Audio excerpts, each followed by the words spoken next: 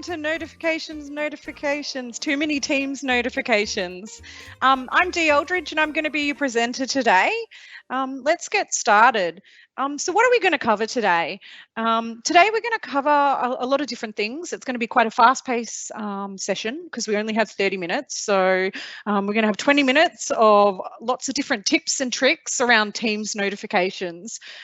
As you can start to use Teams notifications and more communications in Teams sometimes becomes a little bit overwhelming. So we're going to talk about all the different things that you can do to configure it the way that you want. Also, just because it's quite a quick and fast, short session, we might leave any questions to the very end. And then from there, we will open up for Q&A subject to the time that we have left. So I thought I might introduce myself before we get started. My name is Dee Eldridge and I'm currently a digital workplace manager. I currently manage a large team of Office 365 specialists from support, implementation, project work, including technical change and project management. By the time I've finished, we will have rolled out Office 365 to 10,000 plus people. And I'm hoping some of those tips and tricks that I have might help you. I've been lucky enough to work in Office 365 for roughly around 10 years in one way or another, from SharePoint, automation and workflow, Exchange, Active Directory, OneDrive. But more recently, I've been doing a lot of work in the security space, including Intune, DLP, ATP. But by far, the place that I like to work the most in is Teams and Office 365. On the side of obviously my professional experience, I'm into all things that are really banned right now. I'm an avid traveller, foodie, sport enthusiast, as well as an animal lover. In previous life, I was actually a scuba diving instructor, and you can see my little fur babies who are two little troublemakers who hopefully won't bark in the background.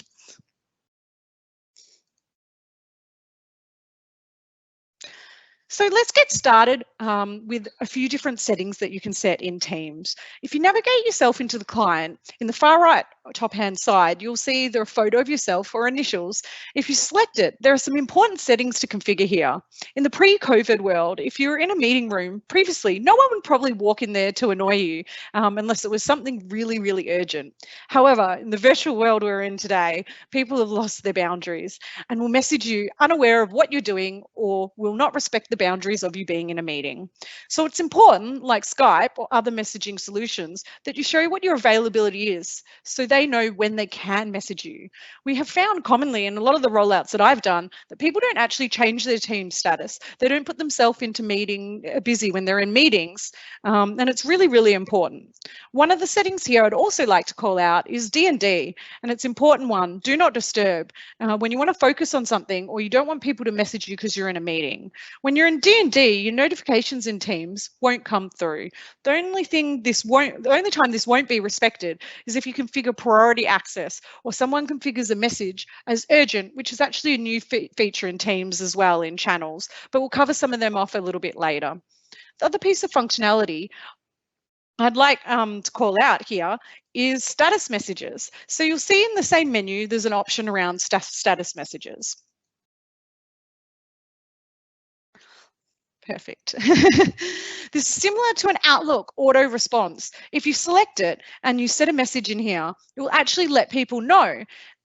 I use this quite regularly when I'm going, for example, to an all-day workshop. I'm in some really urgent work. If we've got sort of a priority one issue happening in our environment, I can put a message in here. I can actually allow it to automatically send to people when they message me. So I don't actually have to send them a message saying, hey, sorry, I'm really busy. I'll get back to you soon. I've seen your message. You can also configure it so it automatically wipes this message. So it's really quick and easy. I also can use this similar to Outlook. And you can set it while you're away on leave as well. So it's really handy in that way to really give people transparency of what you're doing and when you're available. Perfect. The next thing that I really wanted to talk about is privacy. So The privacy settings sit in the same area. So you're going to the top right-hand corner where your image or initials are and hitting settings. It's highlighted in my image attached. This is really important because we talked a little bit about letting people know the transparency of what's happening because they can't physically see you or know what you're doing. Now, there's another business case here. So you might not want people to be able to message you when you're really, really busy and you don't want notifications. However, sometimes there's certain people that really have to have priority access to you no matter what you're doing or where you are. For example, my boss or the CEO, as they are extra important. I touched on this in my last slide, but there is an availability to give people the ability to bypass past that do not disturb functionality. And you can access that by hitting settings. And then you'll get a little pop-up box. You need to be really careful with these settings because there's definitely some best practices around them. You don't want to be adding millions of people in here because they will cut through if you're presenting in a meeting. If you've got your focus time set in Teams, for example. So you really want to keep that list quite small. I try and keep it below 10, but I work in a really large organization. If you work in a smaller organization, you might be allowed to, keep it even lower. By selecting the Manage Priority button here, you can just type in the username of the people that you want to cut through that Do Not Disturb message. So it's quite powerful in there, and you'll be and it will allow those people who need to contact you at the right time. Because I know if I was in Do Not Disturb and something urgent was happening at the business and it was so urgent to do with the CEO, I'd be in a lot of trouble if I didn't get their message. So it's got me out of a few little pickles. Perfect. So the next section that I want to follow on from privacy in Teams is the general settings within your notification settings. So this is the same area, top right-hand side of Teams, your image, settings, and then there's a section called notifications. Each notification is a very personal thing. What you want to configure here is going to differ from person to person, and it's really going to differ also subject to your teams. It's going to subject to where you are in your journey with Teams as well, because you might need a different type of configuration in Teams when you first start in Teams compared to when you become that specialist in Teams. However, there are some things in common in each one of these settings. You'll always have an option to configure banner and email, banner only showing feed, or off. Not all of these will be available in each section, but you'll get a combination of generally about 3. When you're first starting out in Teams, the common setting people actually go for, we suggest for them to go for, is banner and email. A banner is a pop-up in the right-hand bottom of your screen, similar to when you get an Outlook email. Sometimes new users miss these, or they might not know what a mention or an at or a reply is, and so they lose that communication and they don't necessarily know how to bring it back up because they're not specialists in Teams. By selecting banner and email, they'll also get an email notification. It also helps with that change experience for Teams because people are used to working heavily in the Outlook and they have to transition away from Outlook into Teams. Sometimes it gives them a little bit of a comfort blanket as they're transitioning across. It can also be important for the really important things, those ones that you don't want to miss and you want an extra email notification. However, as soon as you start getting a little bit better with Teams or you're using it a little bit more, we generally find that people grow away from those settings. And I actually don't have that configured in any of my settings, in my general settings at all. I generally lean towards the banner option. Now, the reason I do that is because I find if I'm getting emails, I'm getting too much clutter in my email now. And I only want those really external focused emails in my email and everything else in Teams. I know I should go into my activity feed and look up those previous ones if I've missed something. Now, there's 2 other ones that we've taught that are displayed there, only showing feed and off. Now, these ones are very interesting ones, and you have to be very careful with these ones. Quite commonly, we get people who start in Teams, they get overwhelmed with Teams notifications, and they go, oh, I'm just going to turn all of my notifications off, which sounds great because you're not getting a whole load of notifications. However, quite quickly you learn that you're missing a whole load of notifications. So I very strongly advise against turning off notifications. It really needs to be a really important reason to turn it off because the chances are you're going to miss something important because you're not getting notified. If you really, really want less notifications, sometimes just putting it on to only show in a feed. So what only show in a feed means is it's only going to show in your activity feed in the left-hand side of Teams. Perfect. So next, we've covered off, we're going at a frantic space, we've covered off general settings in Teams, we've talked about do not disturb, we've talked about giving people priority access and your general notifications. The next thing that I want to call out is quiet hours in Teams and focus time, assist in Teams. Not everyone's aware of this functionality, and I'm not sure about you, but I work in a global team, and my team deliver technology at the moment in 2 months rather than 12 months.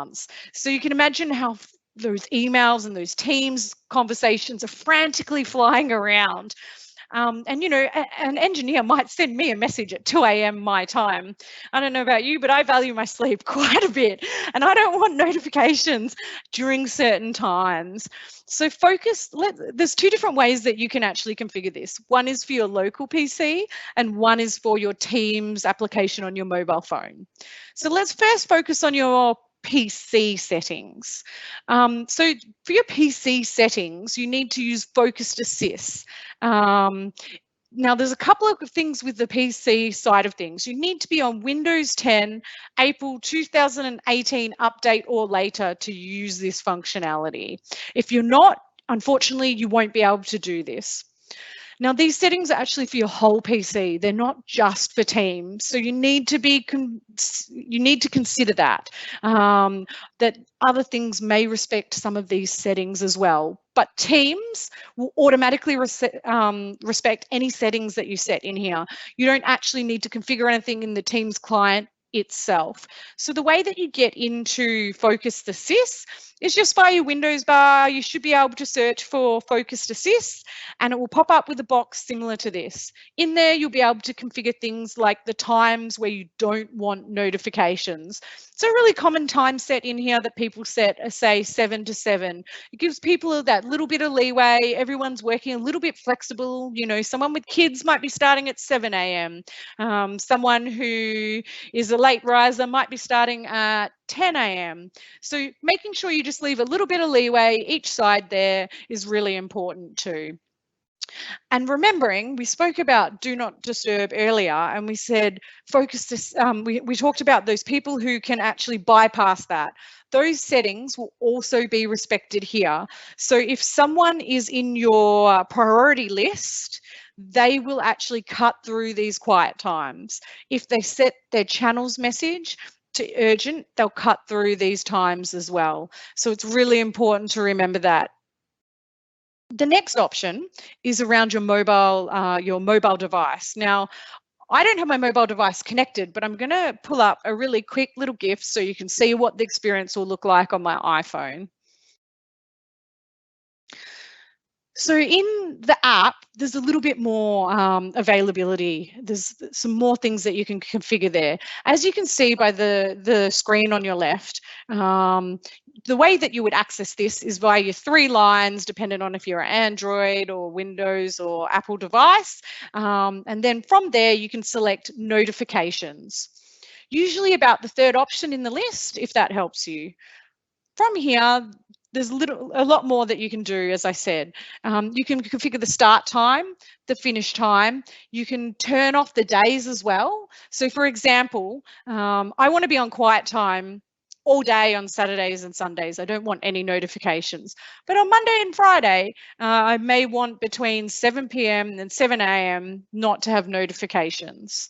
So it's really important working what works for you. Every business is going to have slightly different business hours these days. Not everyone's a 9 to 5. Just make sure you add that little bit of leeway in there to give you a little bit of comfort. Perfect. Excellent. So the next section that I just really want to talk about quickly is feeds and activities within the Teams application. So one of the really big call out when we're rolling out to new users especially, and sometimes this is actually a big learning curve for people have used Teams for a long time as well.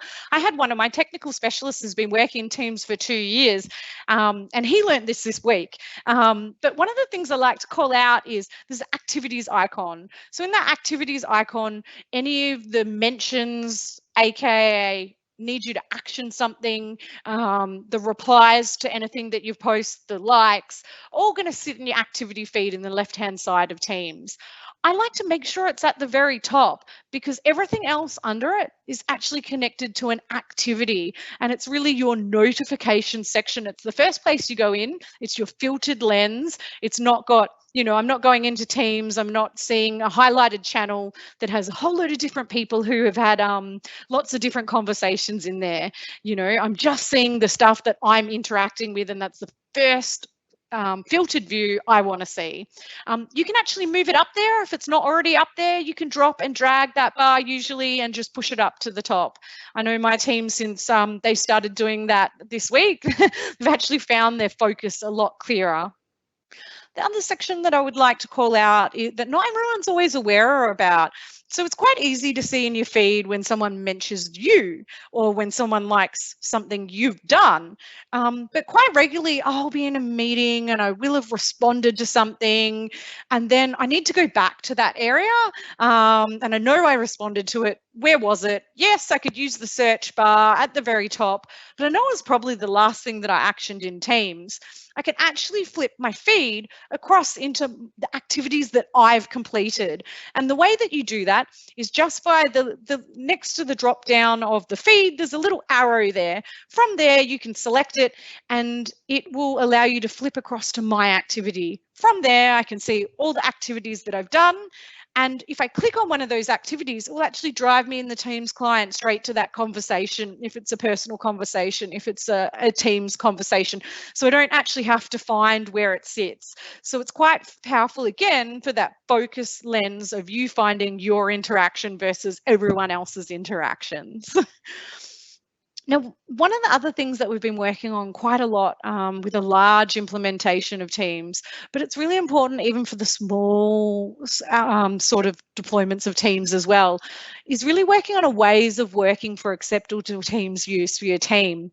Every team is going to use Teams differently. For example, a little thumbs up for someone might mean approved. For someone else, it might mean I've read your notification. It might mean good job.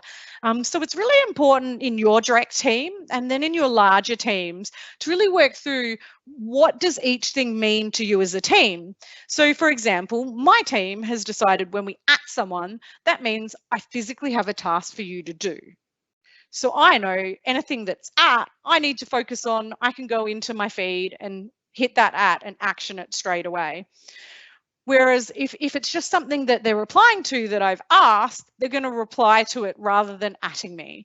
So those ways of working are going to be really different no matter where you work or who you are.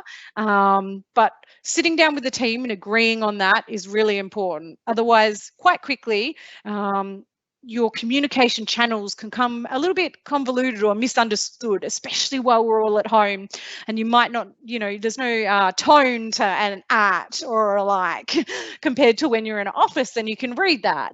So it's quite important. Perfect. The next thing that I'm going to call out is around chat. So there's a few things that we can do to focus chat quite a lot. When you're talking about chat in groups, you want to try and keep a lot of those team chats as much as possible in a team channel. But in today's world, there are some instances where you're spinning up a really quick chat to find out an answer to something, and then you might not use it as much, or you may need to reference it back.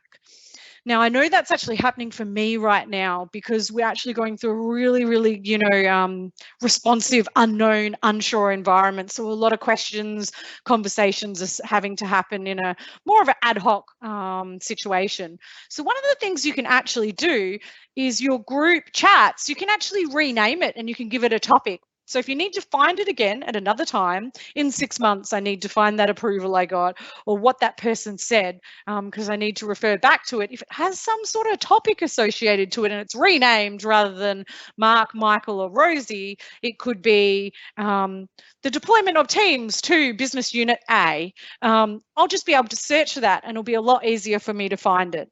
So the way that you can rename existing group chat is just by the little pencil. It will give you a little prompt and you can type in the new name that you want to call it.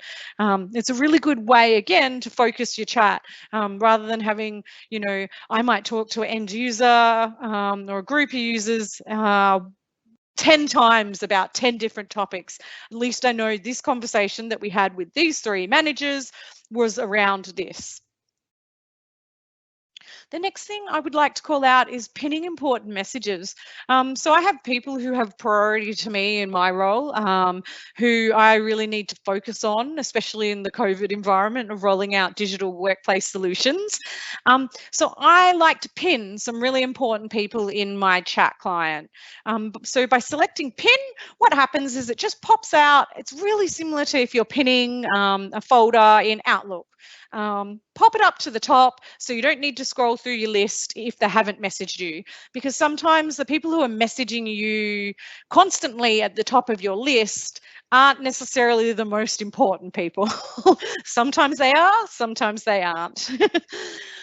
And because of that as well, sometimes on top of pinning, I use the mute or hide notifications. So hide is literally going to hide the notification completely. The mute functionality is going to make them a little bit quiet for a little while. The one that I use mute for quite regularly is I have quite a lot of meetings that I have to go to. Sometimes I don't get into all of those meetings or I have a clash in a meeting, but I'll still see the messaging that's happening in that meeting.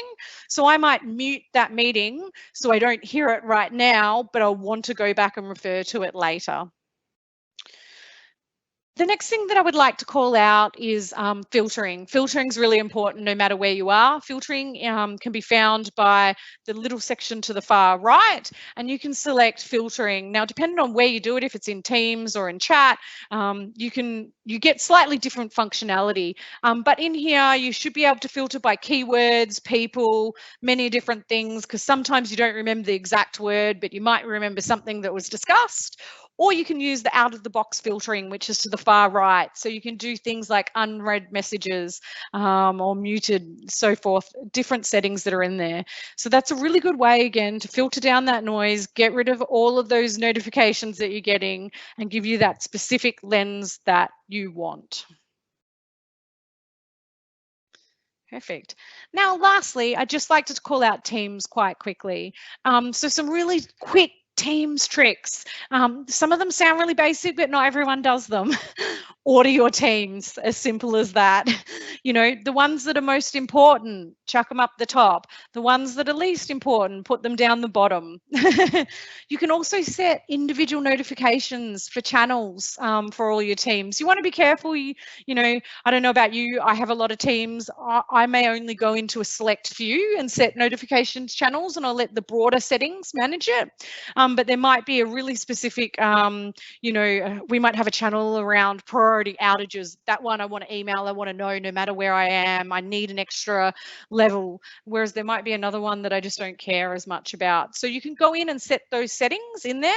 And it's just by the ... for those sections. And then you can see in there channel notifications. And again, call out filtering. So filtering in there, it's slightly different in a Teams lens. When you're in that view, you don't quite see as many things in there, but you could filter via the team name. If you only want to see a quick lens, you might not want to see all your teams. You can just put a team name in there and filter in there as well. Perfect. So that's it. We pretty much went through a huge amount of information in a really quick time. Hopefully it gives you some basics for how to really close down that lens so you don't get too many notifications in Teams, and you can really focus on specific areas. May 365 have some competitions going on at the moment. So each week there's a different prize. So get in there, scan this QR code right now, so you can get into the running for this week's prizes as well. So what I might do now, Rebecca, is just open up for any questions for the last 5 minutes. Awesome. So just scanning through the questions, and the first one that we have is, and I'll just change so people can see a lovely face rather than my not so lovely face. So first question, I know, right? Wow, first one is a comment. My activity, great tip from Emma. That's lovely. Julian, or maybe Julian, but Julian, I don't want to assume it's someone's typed their own name wrong. My activity is empty. Anything need to be enabled in order for that to populate? Ooh. So, I mean, I would just make sure that your notification settings that we went through are posting, and then that people are actually @ing you or liking or replying. If not, there potentially might be something else technically going on. Happy to take that offline with you. Reach out to me via LinkedIn. If you want, and we can work through it a little bit further as well, to what else could be causing that. But just check all your settings, make sure someone, you're interacting as well, because if you're not interacting, there's not going to be anything in there. Nice. One from Anonymous. What is the most common question or problem you find that people have with Teams? Yeah, I mean, definitely when we first start going with Teams, it's a really big conversation about transitioning away from Exchange or email into Teams. It's one of the number one ones we get day one. And I think that's why we go through a lot of notifications, configurations with people, because I think changing someone's experience is a really big thing, and so people get really nervous about it.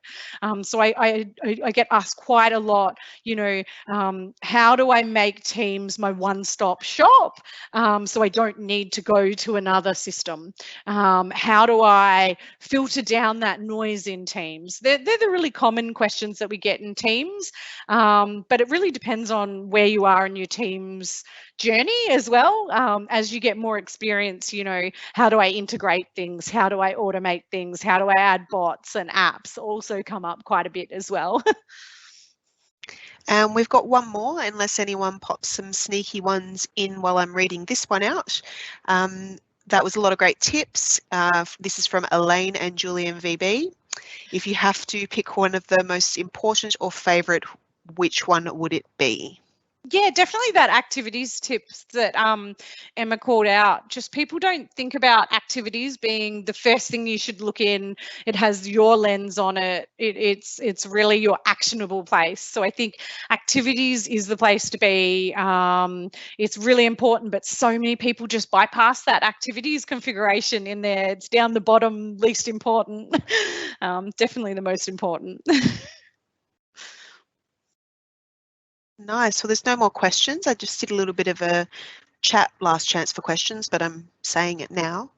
That was really great, Dee. There was some stuff in there that I didn't know. I know you assumed I would know all the things, but I definitely don't. So I think that was super helpful, and hopefully everybody else on the line found it helpful as well. So with no more questions, perhaps we'll wrap it up. Thanks, guys. And like I said, feel free to reach out to me in LinkedIn. If you do, just send me a little message so I know you sat my session, and happy to have a further conversation with you. I did pop your link to your LinkedIn in the chat so people can grab it from there if they need to. So thanks everyone for coming, and thank you, Dee. Thanks.